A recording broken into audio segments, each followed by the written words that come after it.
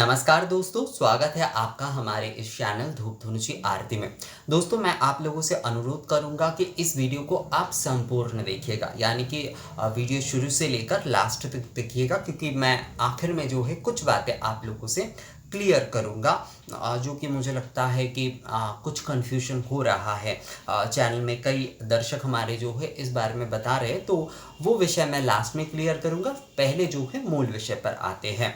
जयपुर से हमारे एक भाई ने जो है कहा है कि किस तरीके से जो है उन्होंने मुझे दादा भाई कहा है। हाँ, ये एक बहुत बड़ी बात है कि ये एक अलग तरीके का, मैंने सुना था कि राजस्थान में भी ये कहा जाता है, एक्चुअली हमारे तरफ भी इसे कहते हैं। तो उन्होंने कहा है कि दादा भाई, हम किस तरीके से जो है श्री गोविंद देव जी की धूप सेवा पूजन आदि नित्य कर सकते हैं, उस बारे में आप जो है एक वीडियो ज़रूर बनाइए।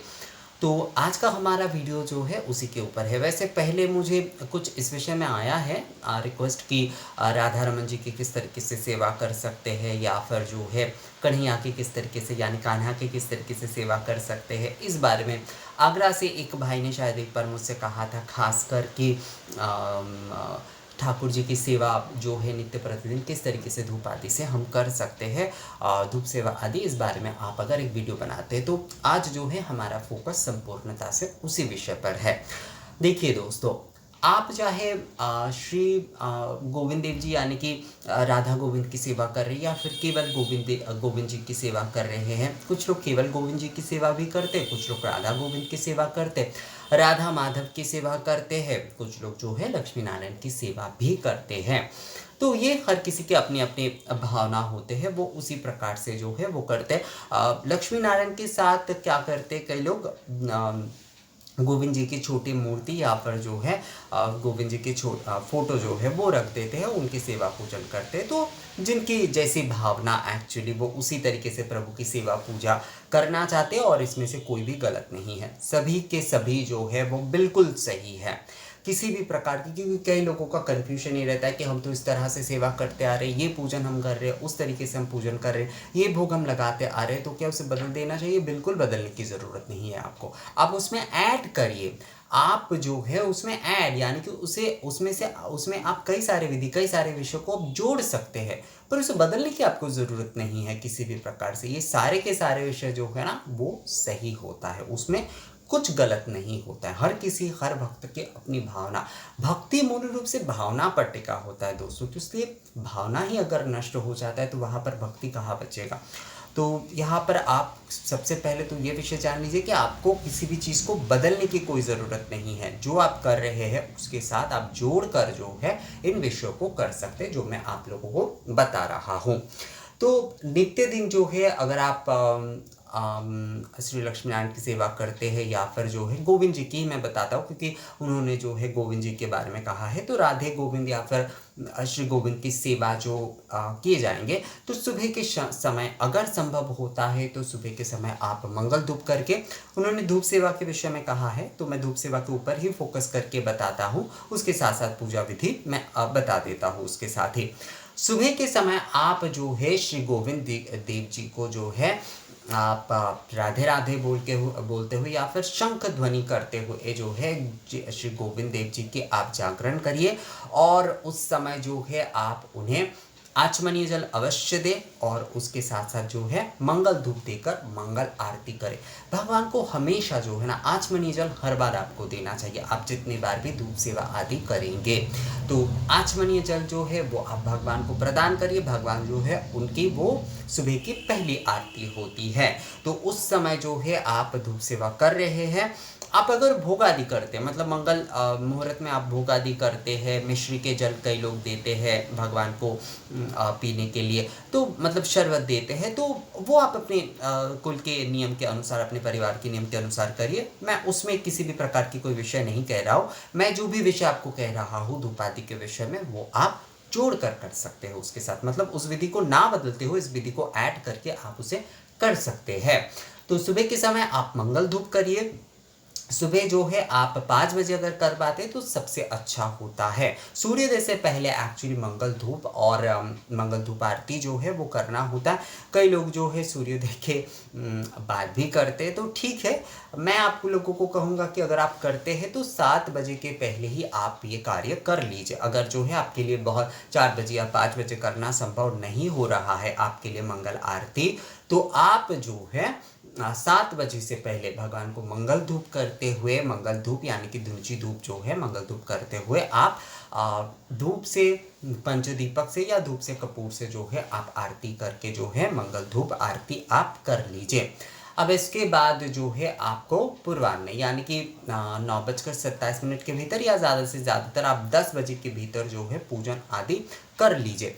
इस समय जो है आप भगवान को संक्षिप्त विधि से ही पूजन करिए। उसमें आप क्या करिए, भगवान को आचमनीय जल अर्पण करिए।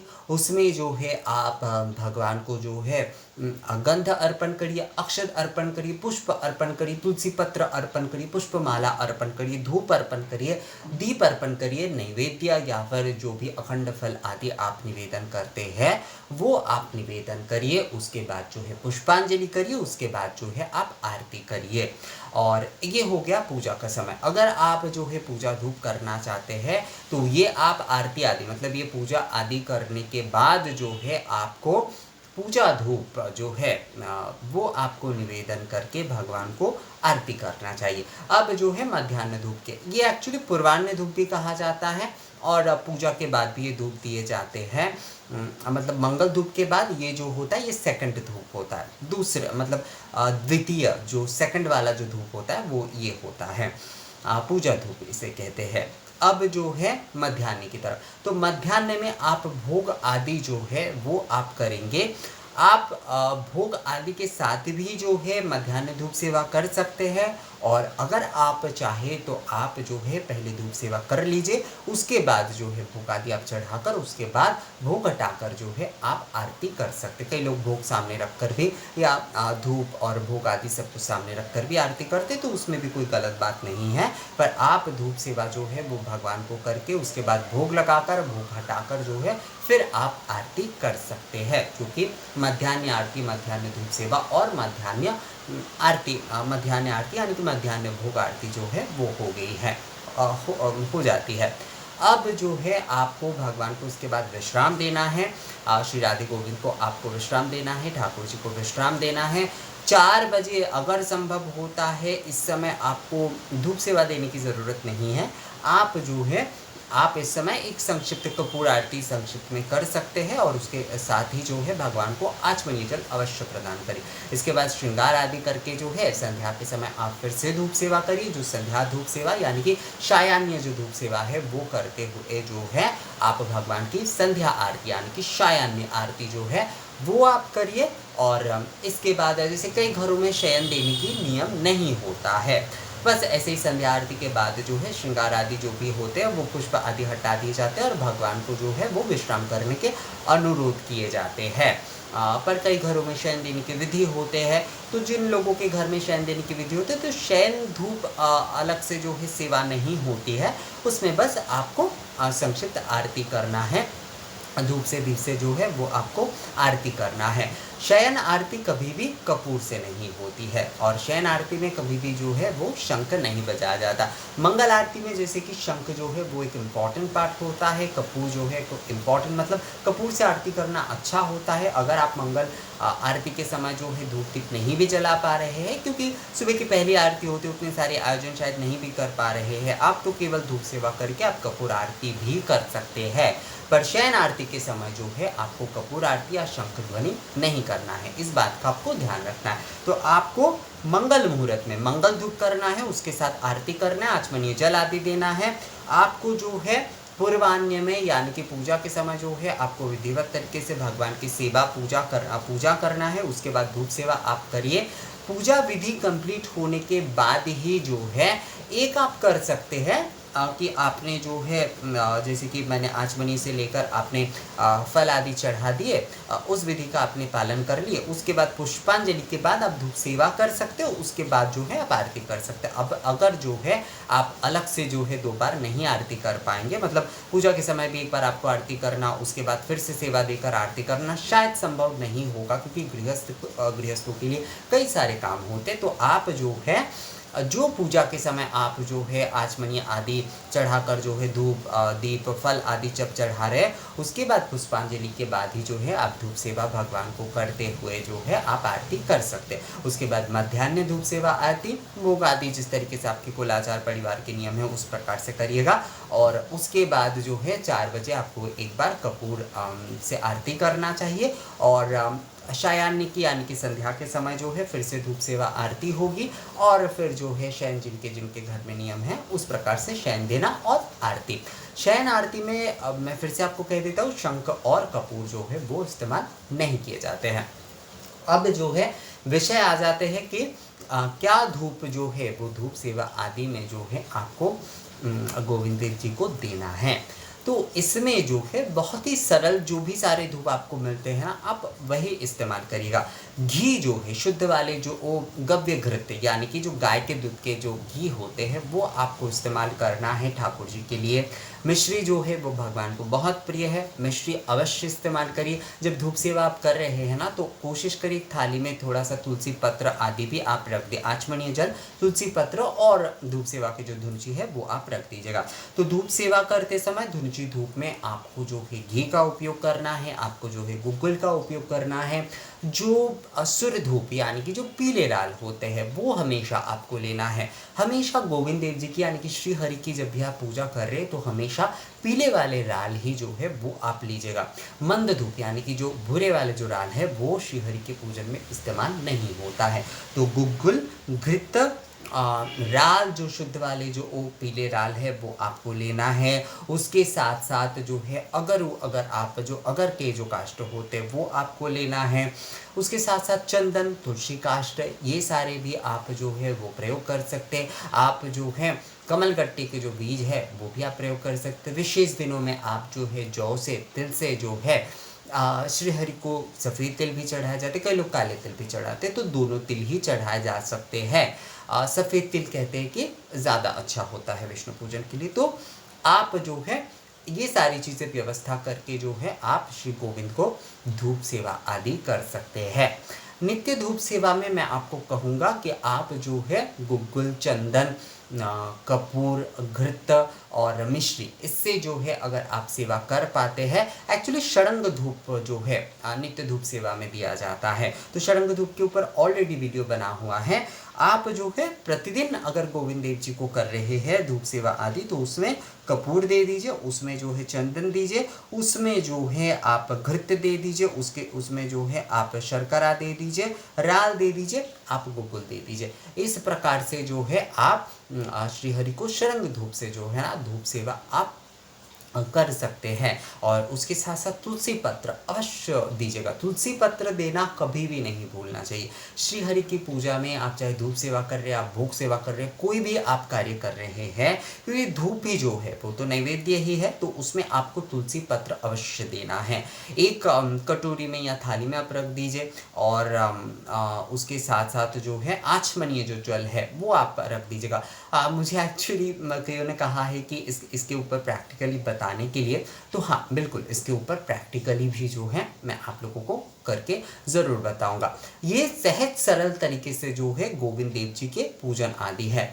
भगवान को आप बहुत अच्छे तरीके से श्रृंगार कराइए, बहुत अच्छे, मतलब अब भगवान की पूजा बहुत ही सहज सरल होते। गोविंद देव जी की जो पूजा है उसमें बस भगवान को आचमनी आदि चढ़ाकर, अक्षत आदि, पुष्प आदि, तुलसी पत्र आदि चढ़ाकर, पुष्पमाला आदि चढ़ाकर, धूप आदि निवेदन करके, उनके पसंद के फल आदि निवेदन करके आरती करना, ये बहुत ही सहज सरल और सुंदर भाव होता है। आप चाहे तो अष्टोत्तर जो शतनाम होते हैं प्रभु के, वो आप नित्य दिन पाठ कर सकते हैं। ये बहुत ही अच्छा होता है। अगर नित्य दिन संभव नहीं हो रहा है, एकादशी के दिन पाठ कर लीजिए, पूर्णिमा के दिन पाठ कर लीजिए, हर गुरुवार को आप पाठ कर सकते हैं। बहुत ही अच्छा रहता है अगर आप इस प्रकार से जो है नित्य दिन श्री हरि यानी श्री गोविंद देव जी की सेवा पूजा करते हैं। मैंने ये आपको सहज सरल पूजा के विषय में बताया। धूप सेवा आदि के बारे में आप में से जो लोग जानना चाहते थे, मैंने आप लोगों को उस बारे में बताया। यहाँ पर एक चीज़ आप लोग जैसे जानना चाहते कि श्री हरि की धूप आराधना कैसे करें, तो देखिए धूप आराधना जो कि द्रविड़ प्रदेश में बहुत ज़्यादा किए जाते हैं, तो उसमें दोनों धुनची जो है, दोनों दीपक जो है और उसके साथ चामर जो है किए जाते हैं, या फिर 5 अलग अलग दीपक के साथ भी दीप आराधनाएं किए जाते हैं। तो ये मैं आप लोगों को ना अलग वीडियो में बताऊंगा, क्योंकि यहाँ पर अगर इन सारे विषयों में बताने जाऊंगा तो वीडियो तो पहली बात लंबा हो जाएगा, और सारी चीज़ें जो है ना एक साथ मिलकर बहुत कन्फ्यूजन हो जाता है उससे। तो यहाँ पर मैंने आपको ठाकुर जी के बहुत सहज सरल जो पूजा जो आप करेंगे घर पे श्री गोविंद देव जी के, उसके बारे में मैंने आपको बताया। इस प्रकार से जो है आप करिए। अगर इसके बारे में आप लोगों का और कोई सवाल है, या फिर आप लोगों को लगता है कि इसके ऊपर जो है कोई दूसरे प्रकार की और वीडियो चाहिए थोड़ा डिटेल्स में, तो वो आप लोग मुझे कमेंट्स करके ज़रूर बताइएगा। अब एक विषय जो है मैं थोड़ा क्लियर कर देता हूँ आप लोगों को। कई लोग मुझे ये बोल रहे हैं कि आप जो है शाक्त पूजा पद्धति के ऊपर जितना फोकस करते हो, उतना आप वैष्णव पूजा पद्धति के ऊपर फोकस नहीं करते हैं। हम लोग चाहते हैं कि आप जो है धूपादि सेवा पूजा के बारे में, वैष्णव पूजा के बारे में भी बताएं, जिस तरीके से आप शाक्त पूजा के बारे में बताते हैं। तो पहली बात ये गलत धारणा है कि मैं जो है शाक्त पूजा पद्धति के ऊपर फोकस करता हूँ। नहीं, मैं किसी भी एक प्रकार की कोई पूजा पद्धति के ऊपर फोकस बिल्कुल नहीं करता हूँ। हाँ, हो सकता है ये विषय कि मैं, क्योंकि मेरे यहाँ पर जो है जैसे कि देखिए मेरे यहाँ पर दुर्गा पूजा, काली पूजा, जगधात्री पूजा, अन्नपूर्णा पूजा, ये जो सारी पूजा है उसके ऊपर बहुत ज़्यादा मतलब ये एक बहुत बड़ा पार्ट है कल्चर का। उसके साथ साथ जैसे लक्ष्मी नारायण पूजा भी यहाँ पर बहुत महत्वपूर्ण होता है। तो ये जो सारे विषय है ये बहुत महत्वपूर्ण पार्ट होता है कल्चर का। तो इसलिए शायद वो विषय शायद बार बार आ जाते, पर ऐसा नहीं है कि ये जो है शाक्त आराधना के ऊपर फोकस किया जाता है। कई लोगों ने मुझे कहा है कि बहुत अच्छा लगता है कि आप शाक्त आराधना पद्धति, आपके चैनल जो है शाक्त आराधना पद्धति के बारे में बताते हैं, ऐसे कई जगह पर कम मिलता है। तो नहीं, शाक्त आराधना पद्धति के, क्योंकि ये गलत एक्सपेक्टेशन दूसरे हो जाएंगे लोगों के अगर लोग इसे शाक्त आराधना पद्धति के चैनल समझ लेंगे। शाक्त आराधना के कई सारे विषय होते जो शायद मैं आप लोगों को बता नहीं पाऊंगा, क्योंकि मैं उतना एक्सपर्ट हूँ ही नहीं।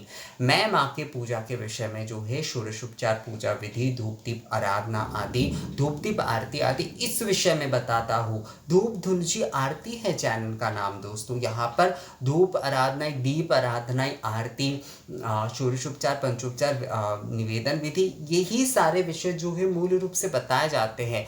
या फिर यहाँ पर जो है किसी भी प्रकार की कोई एक विशेष आराधना पद्धति यानी शाक्त आराधना पद्धति या फिर वैष्णव आराधना पद्धति, ये सारे विषय नहीं है।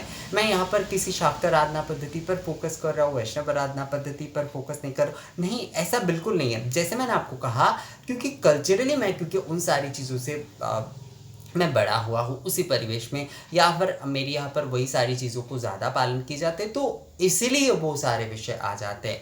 उसमें भी मैं हमेशा ये ध्यान रखता हूँ कि वो सभी प्रदेश के लोग उसे समझ पाए, उसमें किसी भी प्रकार की प्रादेशिकता नहीं आए, मैं इस बात का भी ध्यान रखता हूँ। कई लोग मुझे इसके लिए भी कहते हैं कि ये तो आपने पूरी तरीके से जो है बंगाली तरीके से नहीं बताया। तो मैं यहाँ पर जो है केवल मात्र तो बंगालियों के लिए मतलब किसी विशेष कम्युनिटी, मतलब बंगाली कम्युनिटी बोल लीजिए या फिर कोई भी और कम्युनिटी, मैं बनारस के बारे में भी बहुत सारे बातें करता हूँ, पर कई दूसरे लोग भी तो हमारे कई लोग जुड़े हैं। जैसे जयपुर से भाई ने जो है गोविंद देव जी की पूजा के बारे में कहा है, दूसरे गुजरात से, हर जगह से जो लोग हैं, हमारे यहाँ पर ज़्यादातर लोग जो है यूपी से ज़्यादातर हैं, पर जो है भारत के हर जगह से हमारे यहाँ पर लोग जुड़े हुए हैं। तो किसी एक कम्युनिटी बेस्ड प्रादेशिकता जो है उसे अगर मैं प्रेजेंट करता हूँ तो वो एक सही मैसेज नहीं जाता है और हर कोई जो है ना उसे पालन नहीं कर पाएगा। तो इसलिए मैं इन सारे विषयों को ध्यान में रखते हुए ही हमेशा वीडियो बनाता हूँ। तो इसलिए ये विषय नहीं है दोस्तों बिल्कुल भी कि मैं जो है शाक्त पद्धति के ऊपर फोकस डालता हूँ, ज़्यादा वैष्णव पूजा पद्धति के बारे में नहीं बताता हूँ, ऐसा बिल्कुल नहीं है।